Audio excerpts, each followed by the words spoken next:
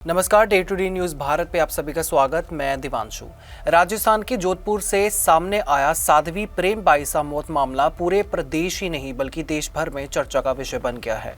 25 वर्षीय साध्वी प्रेम बाईसा, जो अपनी कथाओं, भजनों और आध्यात्मिक प्रवचनों के लिए जानी जाती थी, उनकी अचानक और संदिग्ध परिस्थितियों में हुई मौत ने कई सवाल खड़े कर दिए हैं।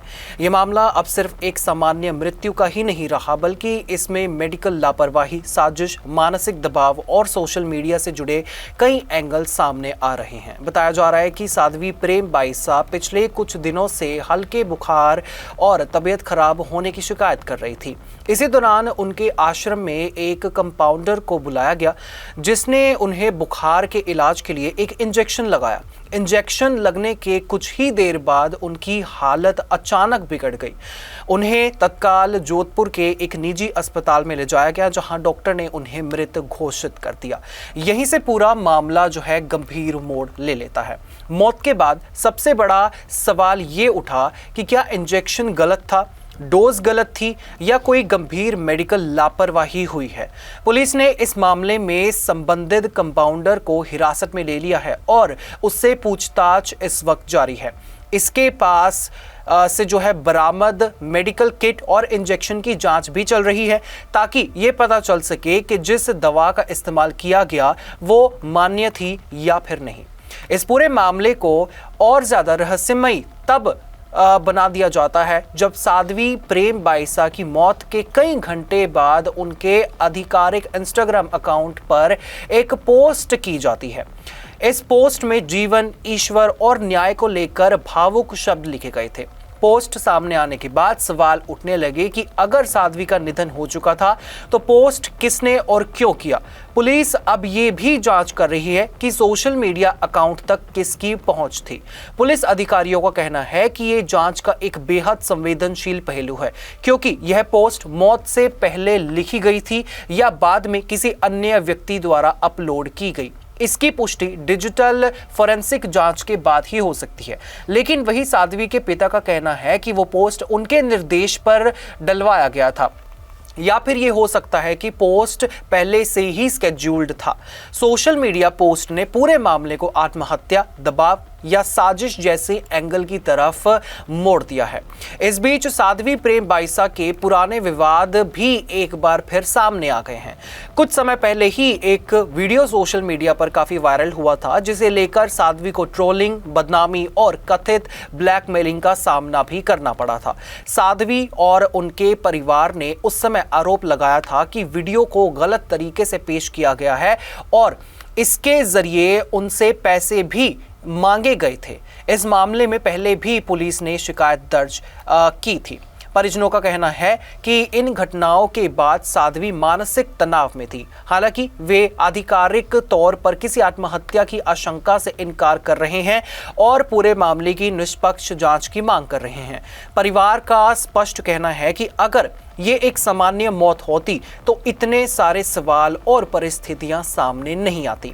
आज के अपडेट की बात करें तो आज साध्वी प्रेम बाईसा पूरे विधि विधान के साथ उनको समाधि दी गई। संस्कार में बड़ी संख्या में उनके जो है अनुयायी, संत समाज के लोग और स्थानीय नागरिक मौजूद रहे। माहौल बेहद भावुक था। बताया जा रहा है कि अंतिम दर्शन के दौरान उनके पिता भावुक होकर बेसुध भी हो गए। पूरे इलाके में शोक की लहर रही और कई स्थानों पर बाजार तक बंद रहे। समाधि के दौरान परिजनों और समर्थकों ने प्रशासन से मांग की कि इस मामले की निष्पक्ष और उच्च स्तरीय जांच कराई जाए। लोगों का कहना है कि जब तक पोस्टमार्टम रिपोर्ट और डिजिटल जांच पूरी तरह सामने नहीं आती, तब तक सच्चाई सामने नहीं आएगी। फिलहाल पुलिस ने मेडिकल बोर्ड से विस्तृत पोस्टमार्टम करवाया है, जिसकी अंतिम रिपोर्ट का इंतजार किया जा रहा है। अधिकारियों का कहना है कि रिपोर्ट आने के बाद ही ये स्पष्ट होगा कि मौत प्राकृतिक थी, दवा की प्रतिक्रिया से हुई है या फिर इसके पीछे कोई और कारण है। पुलिस हर एंगल से जांच कर रही है, चाहे वह मेडिकल लापरवाही हो, आत्महत्या की आशंका हो या फिर किसी साजिश की संभावना। राजनीतिक स्तर पर भी इस मामले ने तुल पकड़ लिया है। कई सामाजिक संगठनों और नेताओं ने निष्पक्ष जांच और दोषियों पर सख्त कार्रवाई की मांग की है।